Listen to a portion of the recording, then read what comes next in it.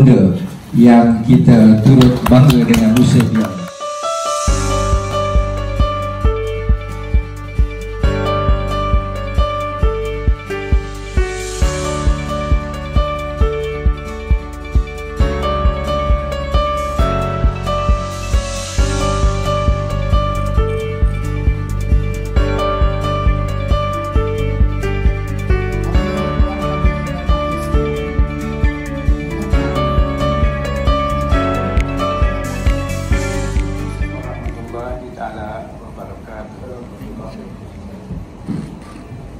Pertamanya, saya memanjatkan rasa syukur kepada Allah Subhanahu wa Ta'ala atas limpah kurnia dan izinnya serta inayah. Maka program prihatin dapat kami laksanakan pada hari ini. Ini adalah program pertama menyatuni asnah di bawah Pertim Kebangsaan, Tubuhan Badan Kebajikan Orang Tua dan Asnah Malaysia yakni Bonda adalah badan bukan kerajaan NGO yang berteras dan bertujuan memiliki inisiatif dan tanggungjawab sosial bagi membantu golongan sasar, khususnya orang-orang tua serta asnah yang terpinggir dan terkikir dari menerima bantuan dan wajah. Berjajar dengan fungsi dan matlamat pertubuhannya, Bonda telah menggalakkan inisiatif prihatin dalam suasana dan situasi kita dibelenggu dengan amat getir wabak pandemik COVID-19.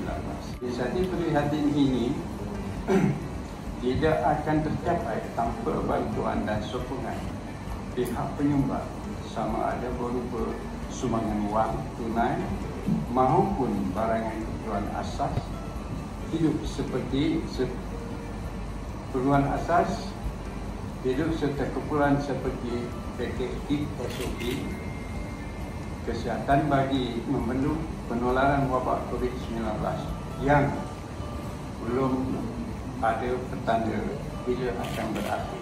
Syukur Alhamdulillah dengan kerja keras Usia Bonda yang program pembungkusan bonda dapat direalisasikan. Perkiraan rancangan bonda ini merangkumi barangan keperluan asas hidup seperti beras, gula, susu, tepung, garam, sardin, biskut, teh, minyak masak, penutup muka yang emas serta cair sanitizer dan lain-lain. Untuk pengetahuan tuan-tuan dan puan-puan, kaedah penyampaian dan penyerahan bungkusan bonda ini ialah dengan serahan secara langsung dan secara terus. Serahan secara tangan akan diserahkan oleh pasukan wanita bermotosikal bonda dengan mematuhi SOP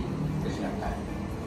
InsyaAllah para penerima peringkat permulaan seramai 120 orang akan menerima bungkusan bonda dalam masa terdekat. Bonda walaupun baru tahun jagung ditemukan, namun telah mendapat keyakinan yang tinggi daripada para penyumbang.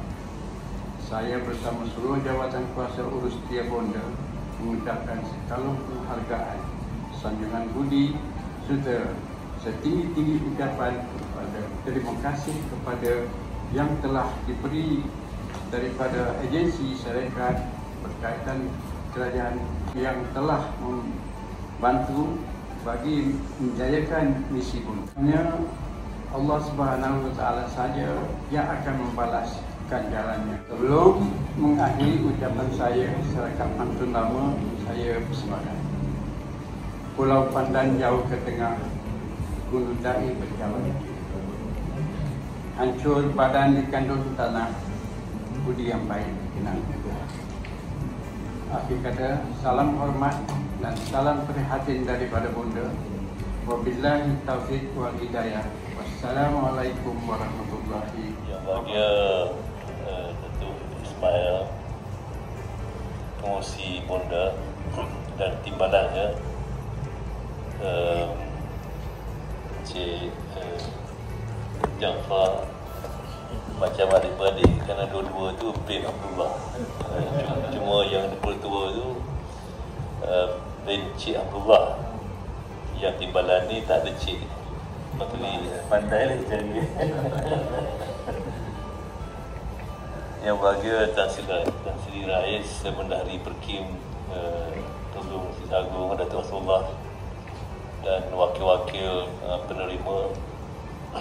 Alhamdulillah, pada pagi ini kita dapat bertemu dalam satu majlis yang sangat bermakna. Lebih-lebih lagi pada masa ini kita masih berada dalam keadaan berjaga-jaga dalam zaman pandemik ini, dan di Perkim ini untuk mana-mana tu kita masih beroperasi secara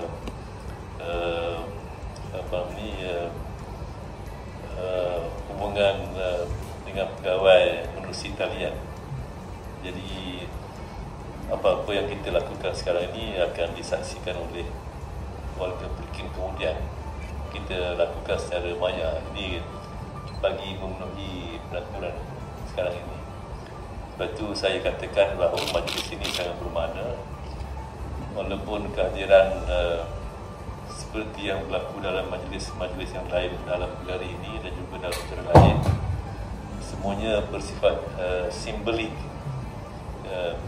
Ia tidak diukur daripada segi jumlah yang ada, tapi ia dilihat daripada segi konten tempat itu atau maksud yang akan disaksikan dan diikuti oleh orang lain menerusi talian.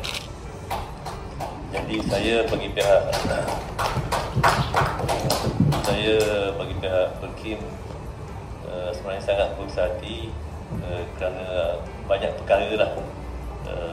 Saya pun kali yang pertama bersama dengan pengasas bonda yang baru berusia 1 tahun.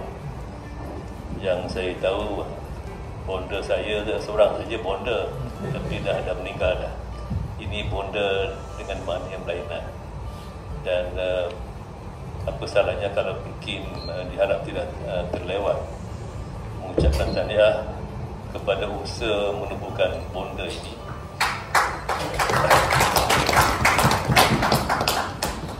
Kerana seperti yang saya telah berbual sekejap tadi sebelum masuk ke dewan ini dengan Datuk Jaafar dan pasukan, mengenai dengan perlunya ada badan-badan seperti ini dalam negara kita.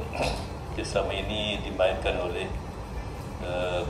pihak-pihak yang kadang-kadang tidak begitu mempunyai asas yang kuat dari segi penubuhan negara kita. Tapi ini lahir daripada orang yang berpengalaman dan mempunyai usia yang sesuai, dan saya pun boleh menjadi ahli kepada bonda juga.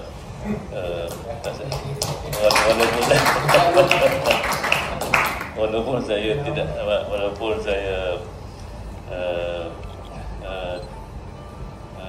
tidak mengisi borang, tapi kalau dilihat dari segi peringkat ini, saya Tan Sri Rais dan juga yang lain-lain bila bersara, walaupun dalam definisi bonda ini saya tak tahu apakah definisi orang tua tu. Jadi kalau kita tanya orang tua, mereka tidak pernah mengaku yang dia tu tua. Itu benda panggil orang tua lah.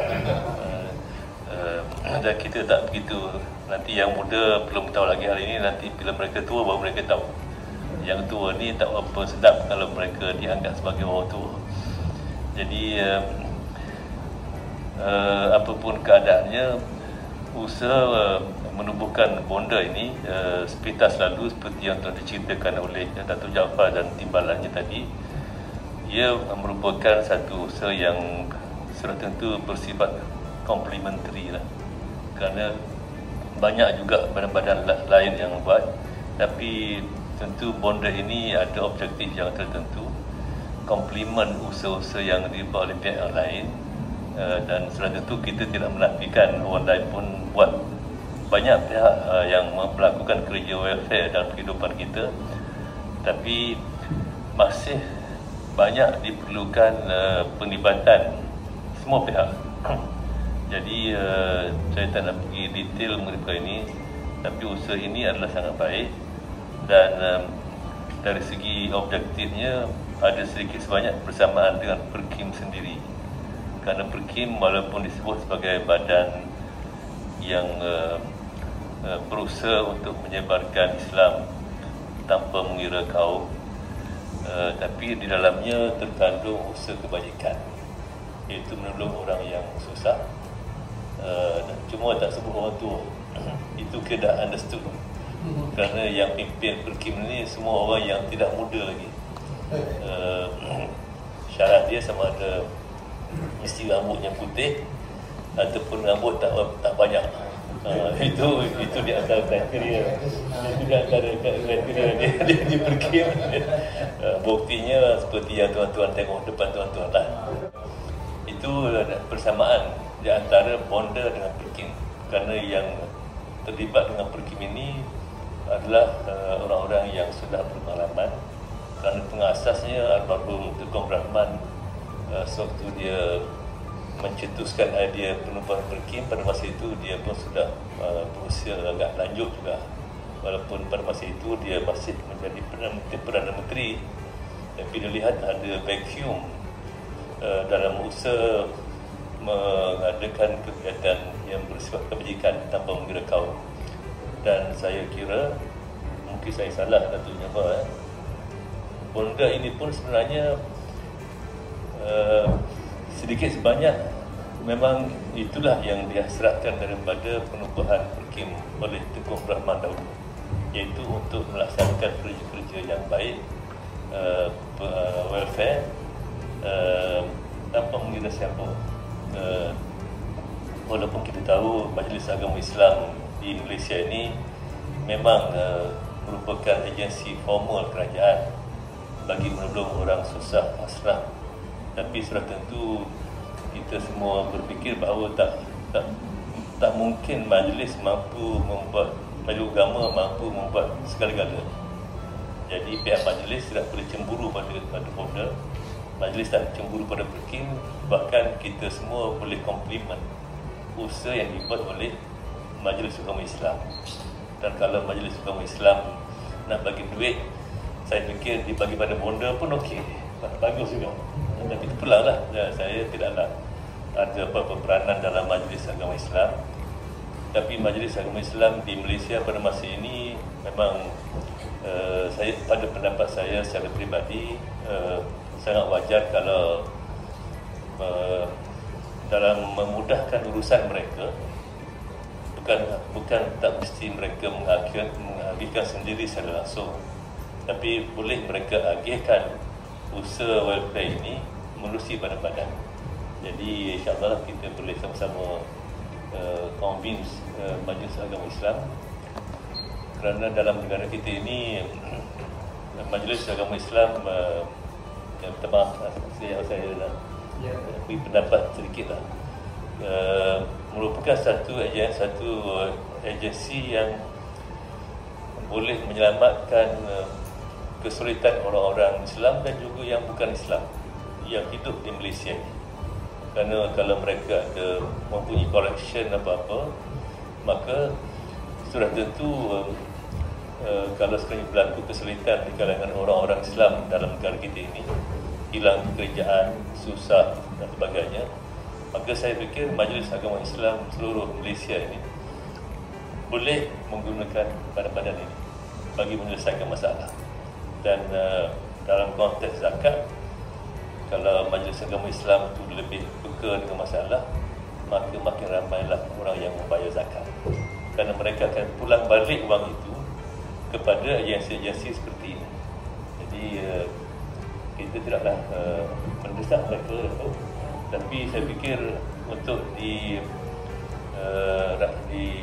membina satu rangkaian kerjasama yang baik.